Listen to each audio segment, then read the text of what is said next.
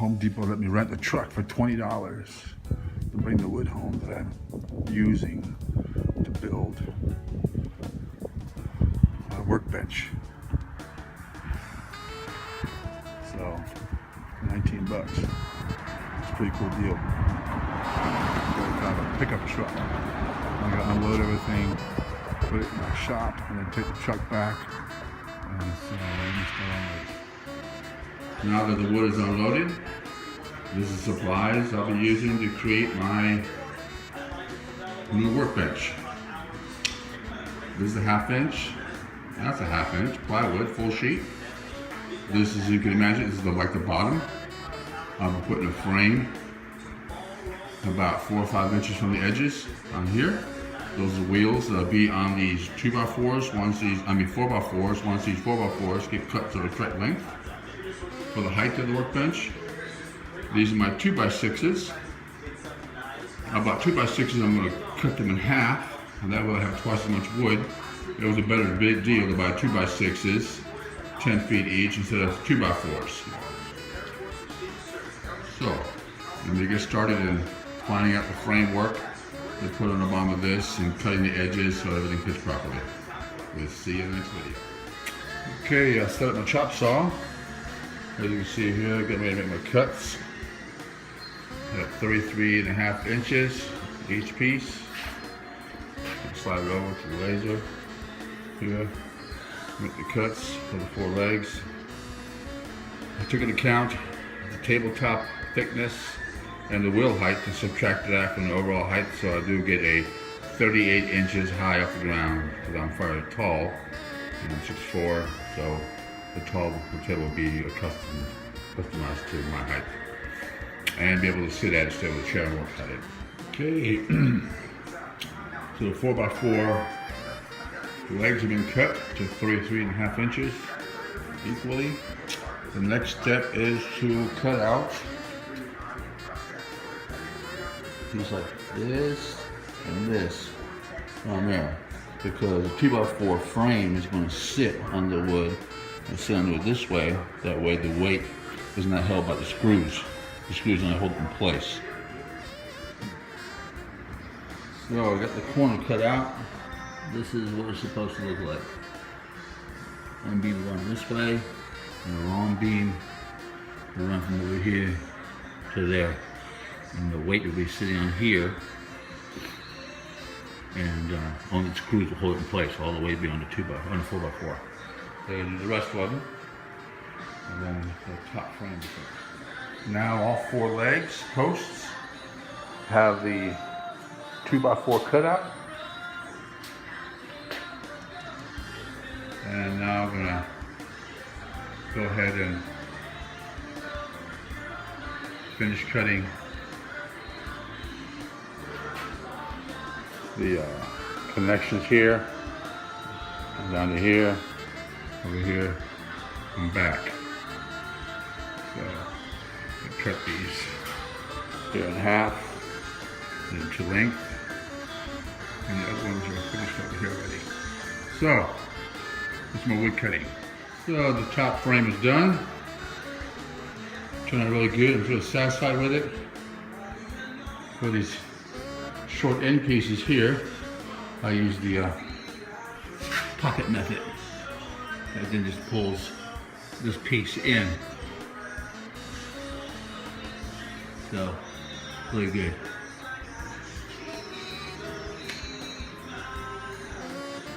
Alright, continue tomorrow to do the lower frame along here to here, across, back over, and then put the wheels.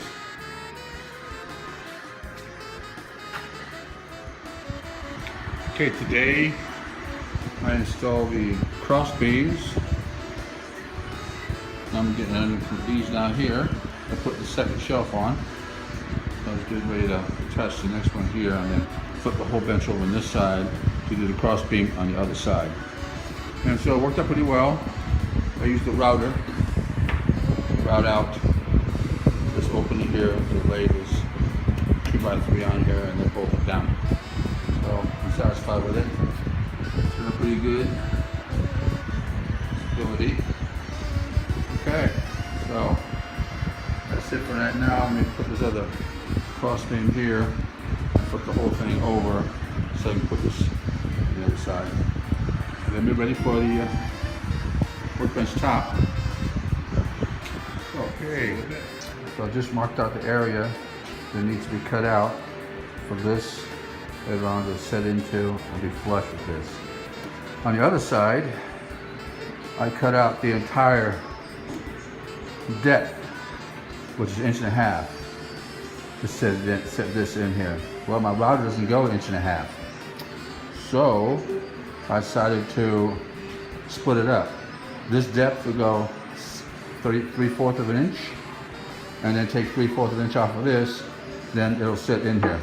So I can do both pieces, this piece and this piece, with the router completely, whereas on the other side, I had to go as far as we could go in depth with the router, and then use the chisel and the hammer to finish out the cutout.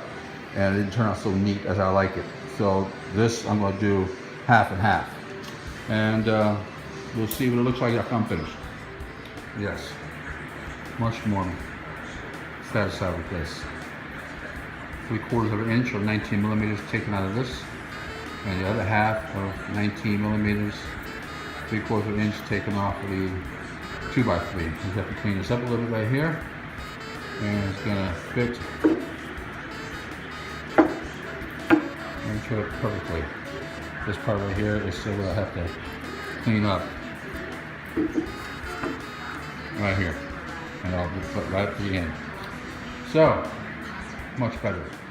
Okay, now I'm preparing to install the wheels on the bottom of my workbench. As you see, it has been turned on upside down.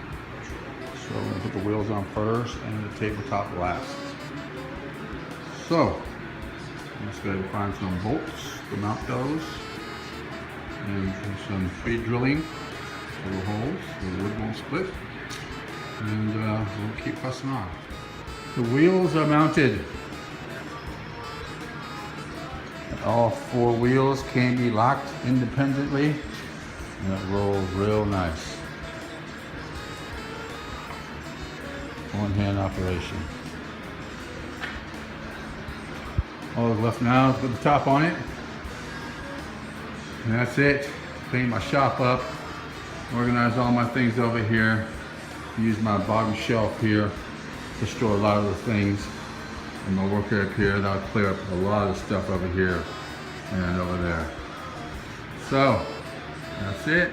So my workbench, 4 feet by 8 feet, is completed.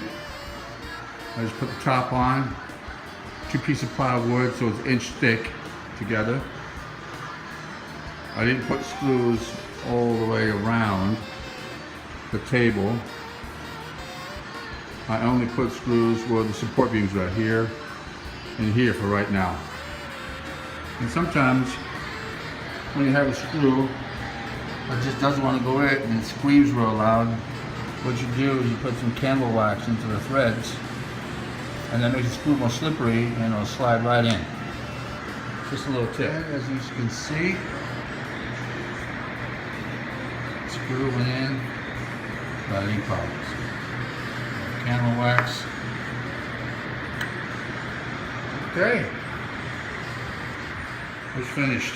Now it's a matter of putting all my tools onto it.